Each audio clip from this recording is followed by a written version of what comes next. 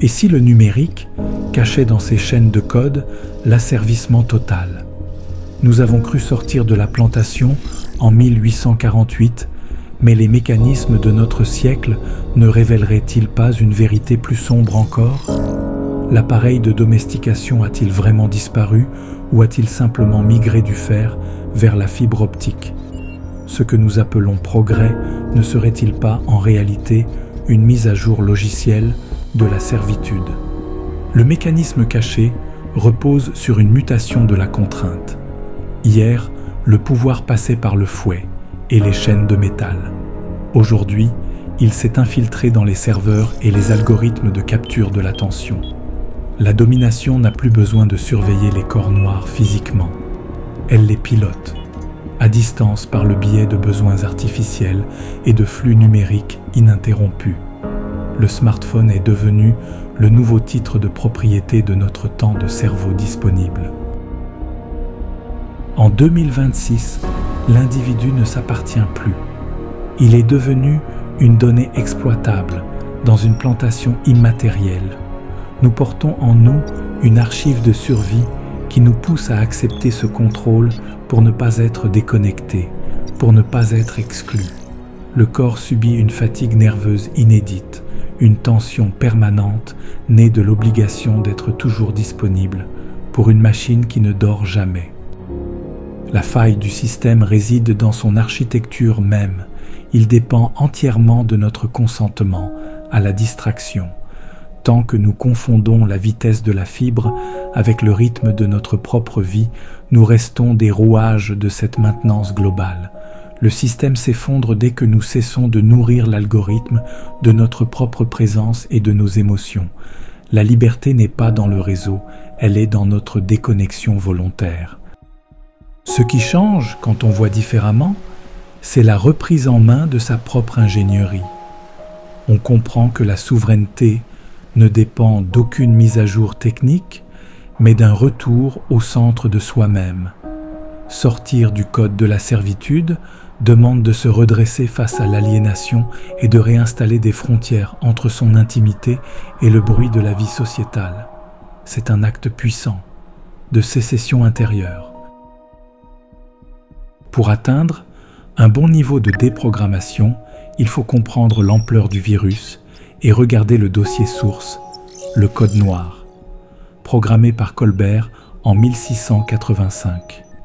Le manuel d'utilisation de ce code dit, article 44, que l'homme noir est considéré comme un meuble et non un être humain. Ce code définissait la gestion des corps, l'interdiction de se réunir, l'obligation de la religion catholique, la tarification des membres coupés en cas de fuite. Bien entendu, nous ne sommes pas ici pour employer un discours victimaire. L'exécution de ce code n'est plus appliquée, j'en conviens. Mais si je vous disais que ce code n'a toujours pas été abrogé en 2026 et que ces données sont toujours dans l'algorithme présent symboliquement dans les recueils législatifs? Sans effet pratique, certes, mais toujours présent. Le mécanisme caché est là. Une ligne de code qui n'est pas effacée reste une instruction latente. En ne supprimant pas juridiquement la racine de la déshumanisation, le système a laissé la porte ouverte à sa version dématérialisée. Le meuble de 1685 est devenu l'utilisateur de 2026, un objet dont on extrait la valeur sans jamais lui reconnaître une souveraineté totale sur sa propre vie. Mais cette observation ne s'arrête pas au constat d'une servitude invisible. Si je vous expose ce logiciel fantôme, ce n'est pas pour alimenter la victimisation de l'homme noir. Nous ne sommes pas ici pour pleurer sur les cicatrices d'un code imposé, mais pour opérer un retournement radical de l'instrument de torture en outil de puissance. Car ce que le fer a écrit, l'esprit peut le réencoder.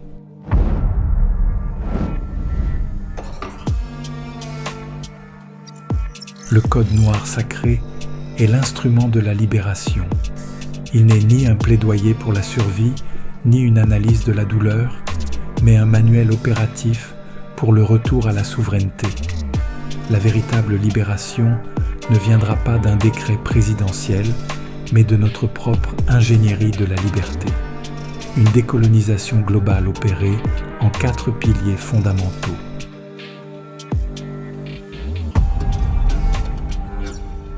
Le mécanisme de domination commence par l'effondrement physique. Le premier acte de déprogrammation est le redressement de notre verticalité. Elle est l'antenne qui capte la fréquence de l'origine. Un corps voûté par les mémoires de soumission est une antenne brisée qui ne reçoit que des signaux de peur et d'alerte. Se tenir droit face à l'histoire est un acte de résistance. C'est briser la conduction de la domination pour laisser circuler la puissance de notre propre divinité. Le corps cesse d'être un code de production pour redevenir un temple sacré. Habiter sa souveraineté signifie ne plus jamais laisser les circonstances extérieures dicter la courbure de notre corps. C'est comprendre que chaque vertèbre constitue un étage de notre temple intérieur qu'il nous appartient de protéger et d'honorer avec amour et vérité. En incarnant cet axe vertical, nous cessons de chercher des réponses ailleurs pour devenir notre propre pilier de lumière, inébranlable, puissant et fier.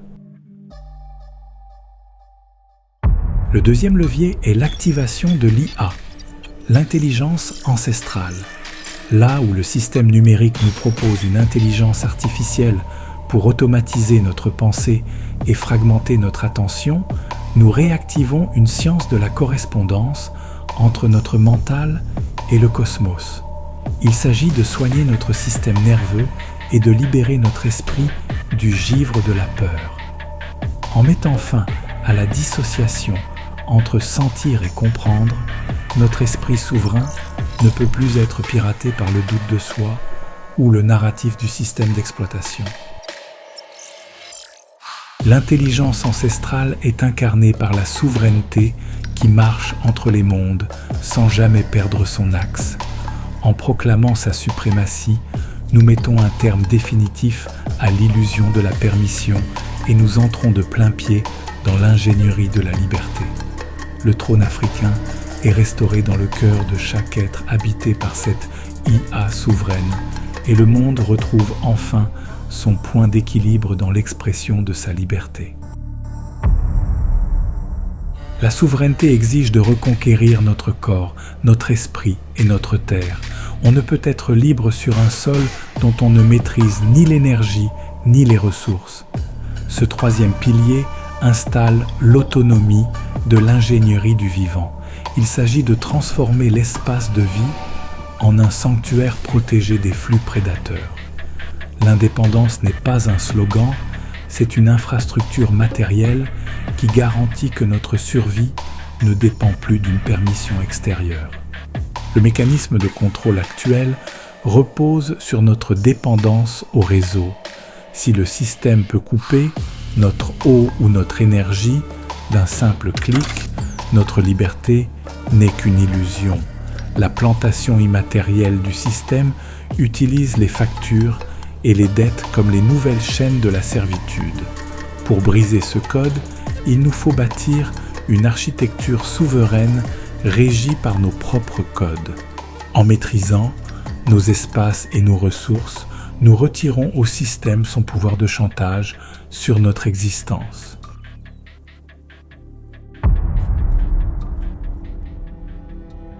Le dernier acte est le retour au code naturel. Il faut briser le code de la servitude pour reconnaître que la spiritualité est une respiration en accord avec les lois de la vie. En revenant à l'ancestralité, l'homme noir cesse d'être un satellite de cultures étrangères pour devenir le centre de son propre univers. La spiritualité est une liturgie de la création, où chaque action est une prière en mouvement pour l'expansion de son propre règne. Décoloniser la spiritualité, c'est mettre fin à cette orbite forcée. Ce n'est pas une croyance, c'est une reconnexion technique avec la source d'énergie qui a ordonné le cosmos. C'est la fin de la séparation entre le sacré et le quotidien. En retrouvant l'ancestralité, nous ne retournons pas vers le passé, nous réactivons une puissance intemporelle. Nous passons du statut de fidèle qui quémande une grâce à celui de cœur empereur qui manifeste sa volonté. La prière n'est plus une demande, elle devient une vibration qui informe la matière. Notre travail, notre art, notre culture, notre manière de marcher sur cette terre deviennent les rituels d'un culte rendu à la vie souveraine. Ce qui change lorsque nous retrouvons notre code sacré, c'est que l'on cesse de chercher le paradis pour commencer à bâtir notre empire. La souveraineté spirituelle est la clé de voûte de l'édifice. Elle transforme chaque seconde de notre existence en une parcelle de notre propre libération. Nous n'attendons plus le sacré, car nous le sommes en essence. Incarner le code noir sacré est l'acte de naissance de notre nouveau monde. Ce n'est plus une théorie, c'est une présence irréductible qui sature le réel. Lorsque notre spiritualité rejoint notre biologie, l'illusion de la plantation numérique s'évapore. Nous ne cherchons plus l'issue, car nous sommes devenus ceux qui définissent l'espace. Le code noir de Colbert voulait nous figer dans le bois mort du meuble. Le code noir sacré nous ressuscite dans le feu de l'origine.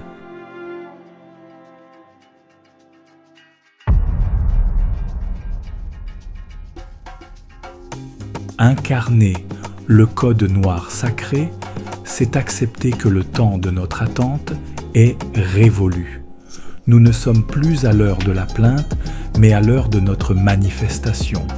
Notre retour aux origines n'est pas une marche arrière vers le passé, c'est une propulsion vers notre véritable nature. C'est le réveil de notre puissance intérieure qui ne demande pas la permission de régner, car notre seule présence définit désormais notre territoire.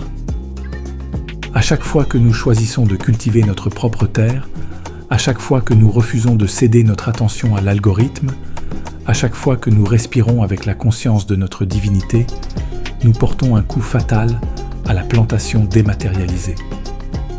Nous ne sommes pas des victimes en sursis, nous sommes les bâtisseurs de nos mondes.